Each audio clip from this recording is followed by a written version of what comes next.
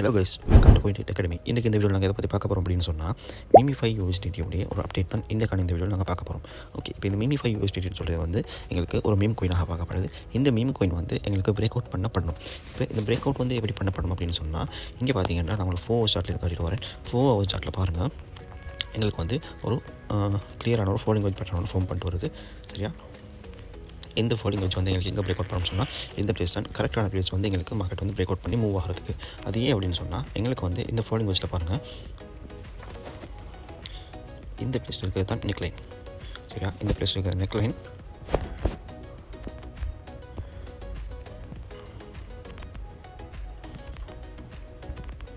எங்களுக்கு இது வந்து ஒரு டபுள் பாட்டம் பேட்டர்னாக ஃபார்ம் ஆகிறதுக்கு பாசிபிலிட்டிஸ் இருக்குது. இது வந்து அதோட நெக்லைனாக இருக்கும். அப்போ அந்த நெக்லைன் பிரேக் அவுட் பண்ணப்படக்குள்ள எங்களுக்கு மார்க்கெட்டில் வந்து நல்ல ஒரு மூவ்மெண்ட் வந்து கொடுக்கறதுக்கான பாசிபிலிட்டிஸ் வந்து வெரி வெரி ஹையாக இருக்குது. அது ஏன்னு சொன்னால், ப்ரீவியஸாக பாருங்கள், ப்ரீவியஸாக இங்கே வந்து ஃபோல்டிங் வெஜ் பேட்டர்ன்ஸ் ஃபார்ம் பண்ணியிருக்குது.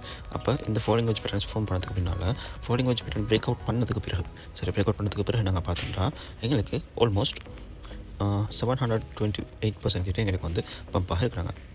ரவுண்டாக 730% அப்படின்னு மாதிரி வைக்கலாம். அதுக்கு பின்னாடி பார்த்தீங்கன்னா எங்களுக்கு இங்கேயும் ஒரு ஃபோல்டிங் வெஜ் பேட்டர்ன், அந்த folding veg pattern break out பண்ணதுக்கு பின்னால் எங்களுக்கு வந்து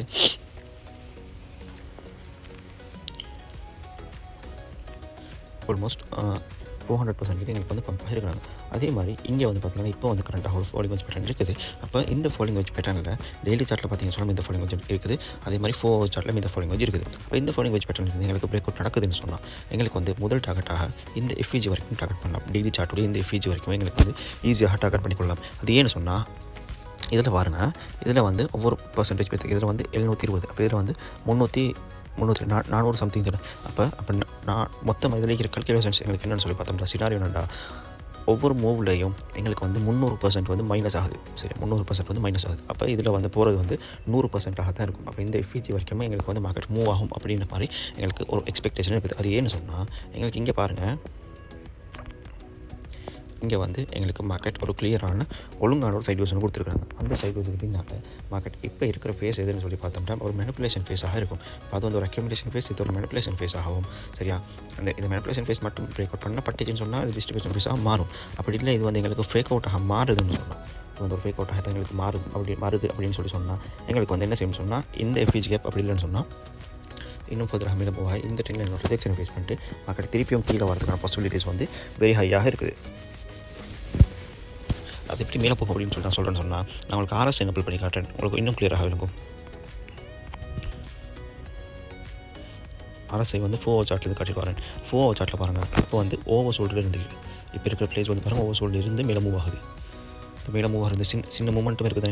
இந்த சின்ன மூமெண்ட்டும் தான் ஓவர் சோல்டில் இருந்து மார்க்கெட் எங்களுக்கு வந்து இங்கேருந்து மேலே மூவ் ஆகுது. அதே மாதிரி நான் உங்களுக்கு டெய்லி சார்ட்டில் காட்டுறேன்டா, டெய்லி சார்ட்லேயும் எங்களுக்கு இங்கே ஓவர் சோல்டில் தான் இருக்கிறாங்க மார்க்கெட். இங்கே பாருங்கள், டெய்லி சார்ட்லேயும் ஓவர் சோல்டு. இப்போ இங்கே ப்ரீவியஸாக ஓவர் சோல்டு வந்திருக்கு மார்க்கெட்டில், நல்லா ரேட்டாக இருக்குது. ஐ திங்க் நல்ல ஒரு பம்ப் ஒன்று கொடுத்துருக்கோம், மிஸ் கொடுத்துருக்குது. எனக்கு இங்கே இந்த ஓவர் சோல்டில் வந்து நாங்கள் பை பண்ணியிருந்தோம்னு சொன்னால்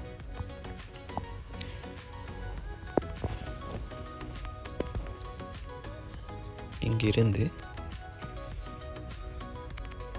கிட்டத்தட்ட ஒரு 61% கிட்ட 3 டேஸில் வந்து எங்களுக்கு பம்ப் ஆகிருக்கிறாங்க.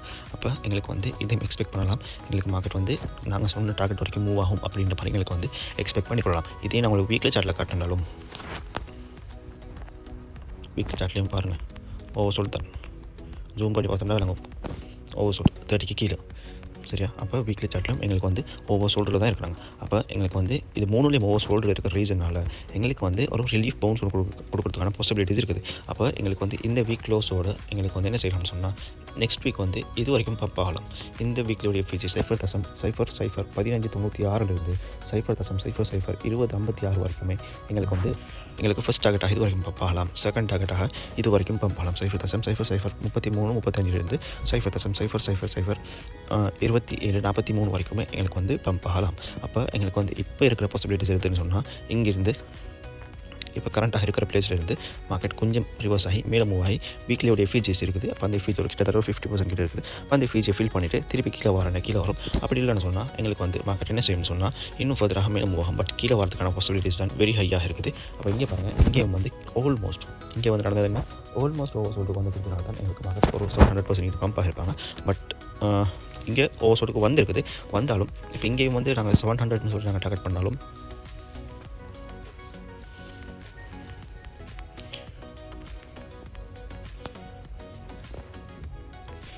அப்படி 700 போகமாக இருந்துச்சுன்னு சொன்னால் இது வந்து எங்களுக்கு ஒரு அக்யூமுலேஷன், இது வந்து ஒரு மேனிப்புலேஷன் இருந்து எங்களுக்கு வந்து மார்க்கெட் என்ன செய்யும் சொன்னால் டிஸ்ட்ரிபியூஷன் ஜோனுக்குள்ளே வரும். அந்த டிஸ்ட்ரிபியூஷன் ஜோனில் வந்து எங்களுக்கு நாங்கள் எக்ஸ்பெக்ட் பண்ணுற அந்த டார்கெட் வந்து ஹிட் ஆகிறதுக்கான பாசிபிலிட்டிஸும் இருக்குது. அப்போ இதில் வந்து 2 பாசிபிலிட்டிஸ் இருக்குது. பட் இது வந்து நீங்கள் 700 வைக்கிறது வந்து ரிஸ்க்குன்னு தான் சொல்லுவேன். அப்போ லோ ரிஸ்க் எடுக்கணும்னு சொன்னால் உங்களுக்கு வந்து இந்த ப்ரைஸில் பை பண்ணிவிட்டு ஒரு 50% போகிட்டு உங்களுக்கு வந்து செட் பண்ணிக்கொள்ளலாம். இல்லை ப்ரோ நான் ஹை ரிஸ்க் எடுக்கணும் அப்படின்னு சொன்னால் உங்களுக்கு வந்து இந்த 700% வரைக்கும் உங்களுக்கு வந்து டார்கெட்டை ஃபிக்ஸ் பண்ணிக்கொள்ளலாம். ஓகே உங்களுக்கும் இந்த மாதிரி கிரிப்டோ கரன்சி பற்றி படித்து நீங்களும் கிரிப்டோ கரன்சி பேசிக் அட்வான்ஸ் ஃபுல்லாக லேர்ன் பண்ணி நீங்களும் ஒரு ப்ராஃபிட்டபிள் ட்ரேடராக ஆகணும் அப்படின்னு சொல்லி விருப்பம் உள்ளவராக இருந்தீங்கன்னு சொன்னால் எங்களுடைய ட்ரேட் அகாடமி உங்களுக்காக கோர்சஸ் ப்ரொவைட் பண்ணுறோம். அந்த கோர்சஸில் ஜாயின் பண்ண விரும்பினாக்கள் மறக்காமல் ஸ்க்ரீனில் தெரியுது நம்பரை கான்டெக்ட் பண்ணி உங்களுடைய சீட்ஸ் புக் பண்ணிக்கொள்ளுங்கள்.